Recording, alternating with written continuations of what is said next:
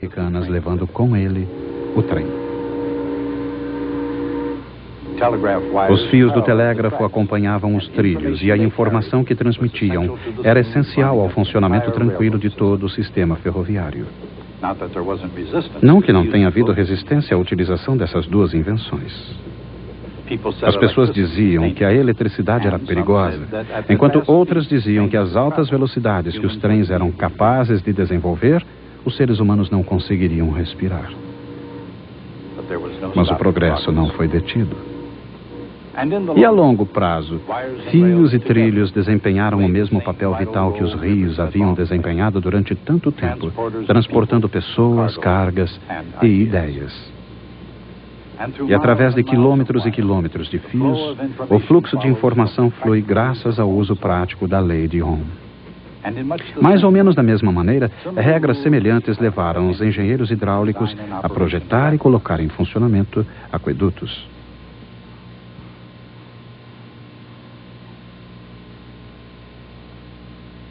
Aqueles engenheiros já sabiam há muito tempo que a vazão com que a água flui através de um cano depende de uma série de fatores. Do declive do terreno e da pressão aplicada, do comprimento e do diâmetro do cano,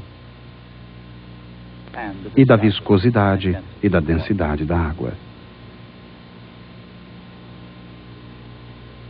Numa analogia precisa, a intensidade da corrente elétrica que flui através de um resistor depende da diferença de voltagem dele, da sua espessura e do comprimento, e do material do que é feito. A resistência R de um resistor elétrico é proporcional ao seu comprimento L.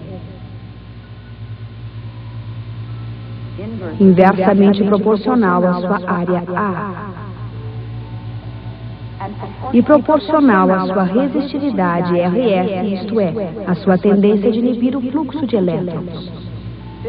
Essa tendência de resistir está presente em todos os materiais, embora em diferentes graus.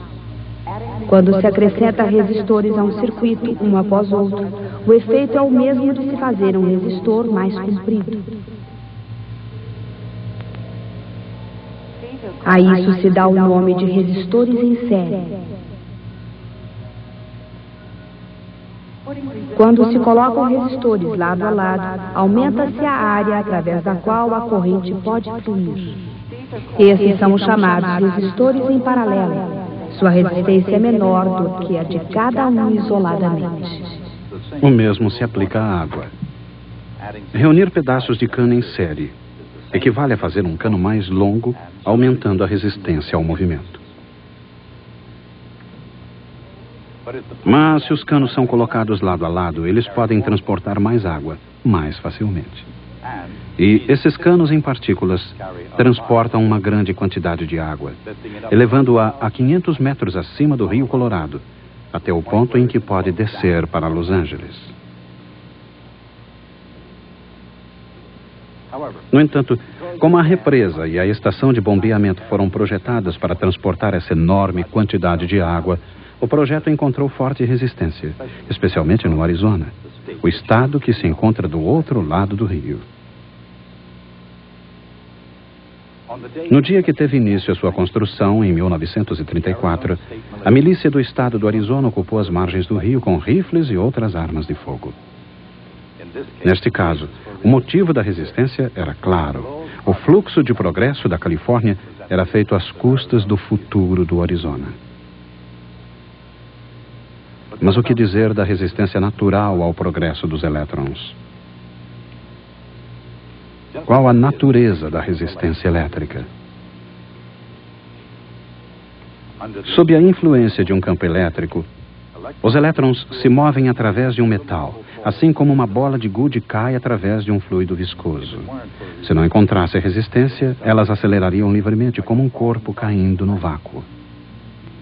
Em virtude da resistência, no entanto, elas se movimentam em média com velocidade constante. A resistividade é como a viscosidade. Quanto maior a resistividade de um material, mais lentamente uma partícula se movimentará através dela. Mas o que reduz a velocidade dos elétrons? Em outras palavras, num condutor, o que resiste ao fluxo da eletricidade? No interior de um metal, os elétrons se movimentam constantemente em todas as direções. Aqui, alguns deles são representados como pontos. Eles se movimentam através do metal como se esse fosse uma molécula gigante. Esse tipo de fluxo não encontra qualquer resistência, nem cria um fluxo global de um lado para o outro.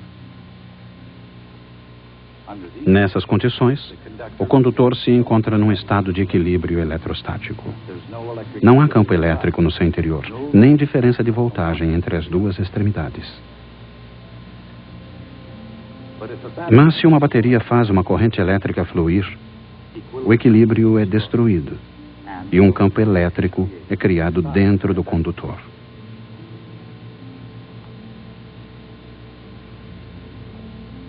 Dentro de um metal perfeitamente cristalino, se é que se pode achar uma amostra desse metal, os elétrons móveis acelerariam continuamente como uma moeda caindo no vácuo.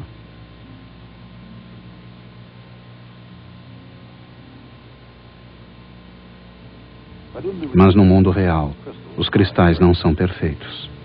Eles possuem defeitos e impurezas, e seus átomos vibram devido à energia térmica. Os elétrons, acelerados pela força do campo elétrico, colidem com essas imperfeições, comportando-se como uma bola num jogo eletrônico. Todas essas colisões, todas essas paradas e reinícios produzem a resistência que impede que o fluxo de elétron cresça indefinidamente. Assim, os elétrons se movimentam com uma velocidade média constante, produzindo uma corrente constante, sob a influência de uma força constante. Quando os elétrons colidem com as imperfeições, eles fazem com que os átomos produzam vibrações maiores. Assim, a energia elétrica dos elétrons acelerados transforma-se na energia térmica dos átomos em vibração. Há cerca de 100 anos atrás, uma ideia brilhante surgiu desse calor. Se um resistor se torna suficientemente quente, ele ficará incandescente. E Thomas Edison encontrou os materiais perfeitos para produzirem uma incandescência luminosa. É claro que nem todos os circuitos ficam incandescentes, mas todos produzem calor, quer esse calor seja desejado ou não. Nos computadores, por exemplo, são utilizados ventiladores para eliminar o calor indesejado. De fato, alguns supercomputadores produzem tanto calor que exigem um sistema líquido de resfriamento para manter a temperatura baixa. Quer o calor seja o objetivo ou um subproduto indesejado, é preciso energia para produzi-lo. Quando uma corrente flui através de um resistor, a energia transformada em calor é igual à quantidade de carga que flui vezes a diferença de potencial. A potência de aquecimento ou potência consumida é igual à corrente vezes a voltagem. Usando a lei de Ohm, a potência também pode ser representada como I ao quadrado vezes R ou V ao quadrado sobre R. E qual o resultado? Bem, antes de mais nada, ele é medido em watts. 1 watt é uma medida de energia igual a 1 ampere vezes 1 volt. 1000 watts perfazem 1 kilowatt. 1 milhão de watts formam 1 megawatt. Nas horas de pico, a represa Parker produz 120 megawatts. Watts e água. A rede elétrica e o sistema de água. Uma poderosa analogia que assume uma forma concreta aqui nesta usina hidroelétrica. Se o progresso conduz às correntes de água e de eletricidade, ele também exige muito delas. Na sociedade americana, ávida por energia, cada pessoa consome cerca de 1 kW de potência elétrica diariamente durante todo o ano. E cada família consome anualmente mais de 1000 metros cúbicos de água, isto é, mais de 1000 caixas de água de 1000 litros cada.